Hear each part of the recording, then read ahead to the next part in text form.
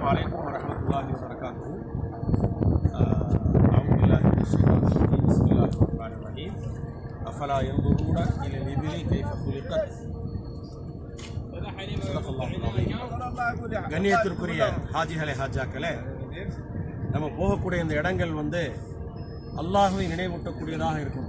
சும்மா சுற்றி பார்க்கணும் அப்படின்ற நோக்கத்தில் இல்லாமல் இறைவனின் சிந்தனை ஏற்படுத்தக்கூடியதாக நம்முடைய ஒவ்வொரு செயல்பாடும் இருக்கணுன்றதுனால இந்த இடத்துல ஒவ்வொரு ஜும்மாவிலும் இமாம்கள் ஓதக்கூடிய இறை வசனம் 2வது ரக்காத்தில் ஓதுறாங்கல்ல, அல்லாஹ் தாக்க சூறால அஃபலா யன்துரூன இலல் இபிலி கைஃப குலிகத், ஒட்டகம் எவ்வாறு படைக்கப்பட்டிருக்கின்றது என்பதை நீங்கள் சிந்திக்க வேண்டாமா அல்லாஹ் கேட்குறான்.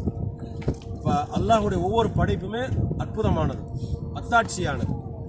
இப்போ பாருங்கள், இந்த ஒட்டகம் நம்ம நாட்டிலலாம் இந்த மாதிரி ஒட்டகங்கள் இருக்கிறதுக்கான வாய்ப்பு கம்மி. ராஜஸ்தான்லாம் இருக்குது. சில இடங்களில் ஒட்டகத்தை எடுத்து கொண்டு வந்து சேர்க்கறதுக்குள்ளே பாதி உயிரோடு வரும், மீதி உயிரை தக்பீர் சொல்லி அறுத்து அதை எடுத்துடுறோம்.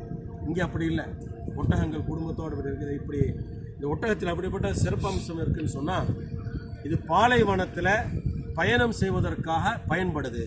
பாலைவனத்தில் பயணம் செய்வதற்காக பயன்படுது. நபிகள் நாயகம் ஸல்லல்லாஹு அலைஹி வஸல்லம் ஒட்டகத்தில் அதிகமாக பிரயாணம் செய்திருக்கிறாங்க. ஒட்டகத்தினுடைய பால், ஒட்டகத்தினுடைய மாமிசம், ஒட்டகத்தின் தோல், இவைகள் எல்லாம் பயன் தரக்கூடிய பொருட்களாக இருக்கு. நபி ஸல்லல்லாஹு அலைஹி வஸல்லம் அவருடைய அற்புதங்கள், இந்த சம்பவங்கள் எடுத்து பார்க்குறப்போ, ஒரு முறை நபி ஸல்லல்லாஹு அலைஹி வஸல்லம் அவருடைய சமூகத்தில் 70க்கும் மேற்பட்ட சஹாபாக்கள் இருக்கிறாங்க. எல்லா சஹாபாக்களும் பசியோடு இருக்கிறாங்க. பசியோடு இருக்கக்கூடிய நேரத்தில் அபூ ஹுரைரா ரலியல்லாஹு அன்ஹு ரொம்ப பசியாக இருக்கிறாங்க. அப்போ என்ன ஆகுதுன்னா, ஒரு கோப்பையில், இந்த மாதிரி ஒரு கோப்பையில் ஒட்டக பால் வருது. இந்த கோப்பையில், இந்த மாதிரி ஒரு கோப்பையில் அது ஏறக்குறைய ஒரு 1/2 லிட்டர் கூட இருக்க, கொஞ்சம் தான் இருக்கும். ஆனால் அந்த பால் வந்த நேரத்தில் எல்லாருமே பசியோடு இருக்கிறாங்க. அபூ ஹுரைரா ரலியல்லாஹு அன்ஹு சொல்கிறாங்க, நான் ரொம்ப பசியாக இருந்தேன். அப்போ அந்த பால் வந்தோடனே 1/2 லிட்டர் பால், எத்தனை பேர் இருந்தாங்க? 70க்கும் மேற்பட்ட சஹாபாக்கள். அப்போ நபி ஸல்லல்லாஹு அலைஹி வஸல்லம் எல்லாருக்குமே அந்த பால் கொடுக்கணும். 1/2 லிட்டர் பால் எல்லாத்துக்கும் போதுமாகமானா போதுமாக. நபி ஸல்லல்லாஹு அலைஹி வஸல்லம் அவங்கக்கிட்ட அபூ ஹுரைரா அந்த பால் வந்திருக்குது கொடுத்துட்டு எல்லா பசி தாகத்தோடு இருக்கிறோன்னு சொல்லும் பொழுது, அப்போ அபூ ஹுரைரா மனசில் எப்படிப்பட்டுச்சு, ரசூலா எனக்கு தான் அதை கொடுப்பாங்க, ஏன்னா ரொம்ப பசியாக இருக்கிறாங்க. நபி ஸல்லல்லாஹு அலைஹி வஸல்லம் அதை வாங்குறாங்க, பிஸ்மில்லா சொல்லி அந்த ஒட்டகப்பாலை சாப்பிட்றாங்கன்னா மொத்தத்துக்கு சாப்பிடல, பிஸ்மில்லா சொல்லி கொஞ்சம் அதை சாப்பிட்டுட்டு 1 மிடர் சாப்பிட்றாங்க. சாப்பிட்டுட்டு வலது பக்கம் இருக்கிற சஹாபாக்களுக்கு கொடுக்குறாங்க. குடிங்கன்றாங்க, குடிக்கிறாங்க, நல்லா குடிங்கன்றாங்க. அப்போ அபூ ஹுரைரா என்ன வருது, நமக்கு கிடைக்குமோ கிடைக்காதோ, நல்லா குடின்றாங்க. கொடுத்துட்டு நீங்கள் குடிச்சிங்களா, அடுத்து நீங்கள் சாப்பிடுங்க, நிறைய சாப்பிடுங்க. வயிறு நிறைய சாப்பிட்றாங்க. எல்லா சஹாபாக்களும் வயிறு நிறைய சாப்பிட்றாங்க. அபூ ஹுரைரா மனசுக்குள்ள நமக்கு கிடைக்குமா கிடைக்காது, அப்புறம் கொடுக்குறாங்க, இப்போ சாப்பிடுங்க, நீங்கள் நல்லா சாப்பிடுங்க, நிறைய சாப்பிட்றாங்க. அல்ஹம்துலில்லாஹ், எல்லாருமே அந்த ஒட்டகப்பாலை வயிறு நிறைய சாப்பிட்றாங்க. கடைசி ரசூலுல்லாஹ் சாப்பிட்றாங்க. சரித்திரத்தில் பார்க்கணும். இப்படிப்பட்ட நிகழ்வுகள் ஒட்டகப்பால் நபி ஸல்லல்லாஹு அலைஹி வஸல்லம் விரும்பி சாப்பிட்ருக்கிறாங்க அப்படின்ற செய்தி தெரியுது.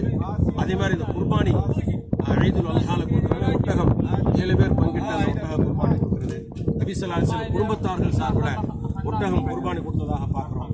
பிரயாணத்துக்காக அற்புதமான படைப்பு என்னன்னு சொன்னால், அது தண்ணீர் சேமிச்சு வச்சுக்கும், தமிழில் சேமிச்சு வச்சுக்கும்.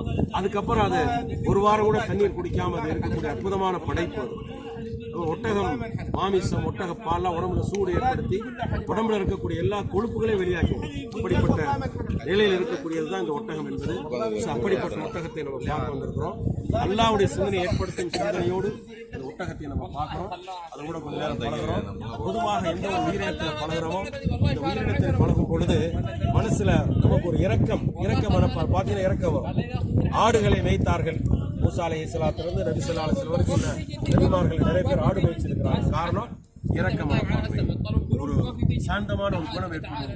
அந்த அடிப்படையில் ஒட்டகத்தை கொஞ்சம் நேரம் பழகுவோம். அல்லாஹ்வுடைய சேவை ஏற்படுத்துவோம். அஸ்ஸலாமு அலைக்கும்.